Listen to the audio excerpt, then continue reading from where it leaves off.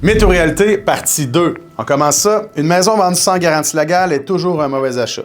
En fait, ça peut être une succession. Donc, ça peut être une très belle maison, mais c'est juste parce que c'est une succession, on va la vendre sans garantie légale. Ça peut être aussi quelqu'un qui l'a acheté sans garantie légale, donc il va vouloir la revendre sans garantie légale, mais ça peut être un très bon produit au final. Rénover sa cuisine garantit récupérer 100% de son investissement.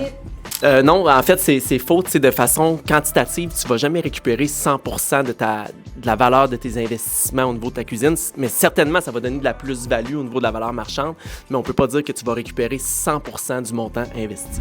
Une maison qui est sur le marché depuis longtemps est forcément surévaluée.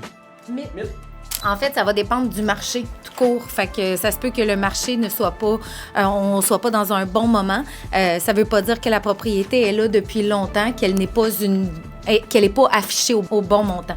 Acheter coûte toujours plus cher que louer. Tic-tac, tic-tac, tic-tac. Mythe, en fait, acheter, quand tu vas revendre, tu vas récupérer l'investissement que tu as mis au tout départ.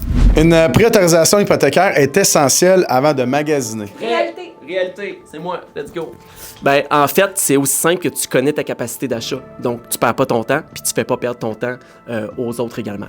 Alors, c'est ce qui met fin au mythe et réalité partie 2.